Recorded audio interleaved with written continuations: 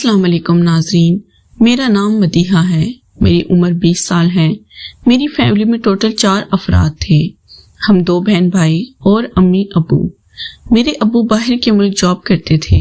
मेरी माँ सगी नहीं थी। मेरी सौतेली माँ ने हमें पाला था। मेरी सौतेली माँ हमसे बहुत प्यार करती थी। हम दोनों बहन भाई ही बहुत छोटे थे जब मेरी सगी माँ दुनिया से चली गई थी। मेरे बाप ने दूसरी शादी कर ली थी। इस बात का मुझे पता था क्योंकि मैं बड़ी थी और मेरा भाई नईम छोटा था। मेरे भाई की उम्र अभी 16 साल है। नईम भाई ने मैट्रिक कर लिया था। इसके बाद फर्स्ट ईयर में दाखिला लिया है। मेरे अबू दुबई में जॉब करते हैं और साल में एक बार ही घर चक्कर लगाते हैं। मेरी अम्मी बहुत खूबसूरत है और मेरी अम्मी बहुत फैशन करती हैं। सब मोहल्ले वाले मेरी अम्मी को पसंद करते हैं क्योंकि मेरी अम्मी की खूबसूरती के हर जगह चर्चे हैं। मैं भी अम्मी की तरह ही खूबसूरत थी। मैंने जब जवानी में कदम रखा तो बहुत से लड़के मेरे पीछे लग गए थे, लेकिन मैं बहुत परहेजगार थी और इस काम के नजदीक भी नहीं जाती थी। लेकिन मैंने अब घर में जो कुछ देखा था, मेरे पैरों तले जमीन निकल गई थी और मैं परेशान हो गई थी कि ऐसे रिश्ते भी कायम हो जाते हैं। मैं जब शाम को अम्मी के कमरे में जाती तो मेरा भाई नईम अम्मी के कमरे में मौजूद होता और अम्मी और नईम आपस में ऐसा काम कर रहे होते कि मैं शर्म से पानी पानी हो जाती।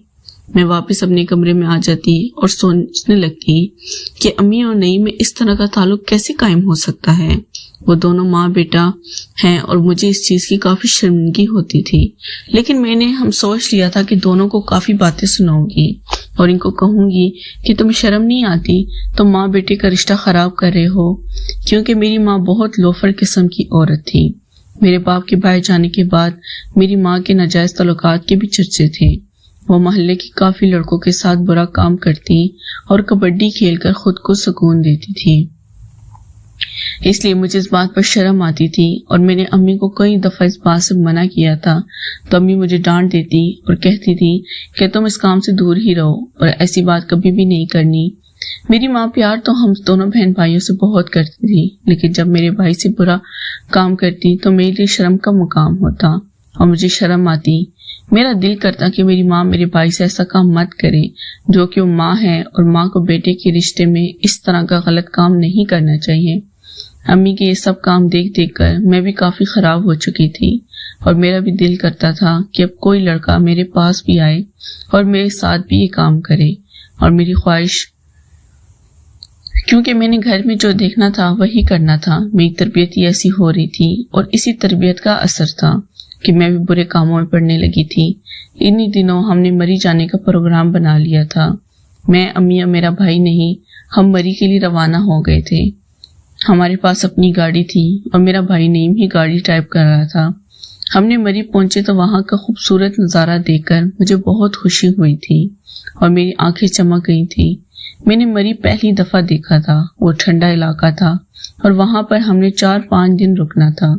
मरी जाने के बाद हम तीनों एक ही कमरे में मौजूद होते हैं, तो रात को सोने के बाद जब मैं जाग रही होती और अम्मी समझ लेती कि मदीहा सो गई है, तो मेरी अम्मी मेरे भाई के बेड पर चली जाती और वो दोनों आपस में ऐसा काम करने लगते कि मुझे फिर उलझन होती। इस दिन मैंने सोच लिया था कि अब अम्मी और भाई नईम को रंगे हाथों पकड़ लूंगी और दोनों को बैठ कर समझाऊंगी। जब भाई उठकर बैठ गए और अम्मी इनके पास चली गई थी तो मैंने लाइट को ऑन कर दिया था। जब मैंने इन दोनों को देखा तो ऐसी हालत में थे कि बिल्कुल कपड़ों की कैद से आजाद थे और आपस में वो काम करने लगे थे। मैंने जब भाई का सब कुछ देख लिया और अम्मी को सब कुछ देखा तो मेरा भी दिल करने लगा था कि यही काम मैं भी करूं। इसलिए मैंने अम्मी और भाई के सामने शर्त रख ली थी कि अगर तुम मुझे इस काम में शामिल करते हो तो तब मैं अब्बू को नहीं बताऊंगी, वरना मैं अभी तुम्हारी वीडियो बनाती हूँ और अब्बू को सेंड करती हूँ कि देखो ये दोनों वहां बैठ आपस में क्या गुल खिला रहे हैं। अब मैंने मुझे बालों से पकड़ लिया था और कहने लगी थी कि तुम कौन सा अब यहाँ पर हज करने लगी हो, तुम भी तो गलत करना चाहती हो।